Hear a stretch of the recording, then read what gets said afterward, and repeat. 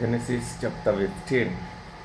After these things, the word of the Lord came into Abram in a vision, saying, Fear not, Abram, I am thy shield, and thy exceeding great reward. And Abram said, Lord God, what wilt thou give me, seeing I go childless, and the steward of my house is this Eliezer of Damascus? And Abram said, Beyond to me thou hast given no sin, and the Lord, one born in my house, is mine heir. And behold, the word of the Lord came into him, saying, This shall not be thine heir, but he that shall come forth out of thy own bowels shall be thine heir. And he brought him forth abroad and said, Look now toward heaven and tell the stars, if thou be able to number them. And he said unto him, So shall thy seed be. And he believed in the Lord, and he counted it to him for righteousness. And he said unto him, I am the Lord that brought thee out of Ur of the Chaldees, to give thee this land to inherit it. And he said, Lord God, whereby shall I know that I shall inherit it? And he said unto him, Take me an heifer of thee 3 years old, and a she-goat of 3 years old, and a ram of 3 years old, and a turtle dove, and a young pigeon.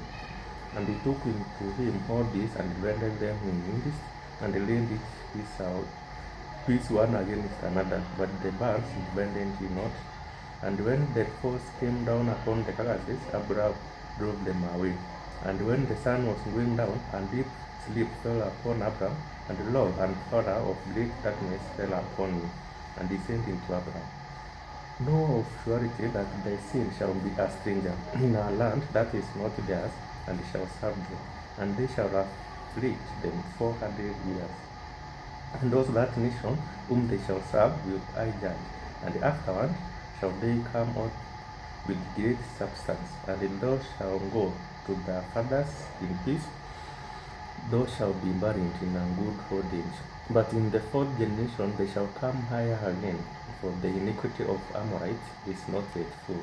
And it came to pass that when the sun went down and it was dark, beyond a smoking furnace, at the burning lamp that passed between those pieces, in the same day the Lord made a covenant with Abram, saying, Unto thy seed have I given this land, from the river of Egypt into the great river, the river Euphrates, the Canaanites, and the Kenizzites, and the Kadmonites, and the Hittites, and the Perizzites, and the Rephaims, and the Amorites, and the Canaanites, and the Girgashites, and the Jebusites.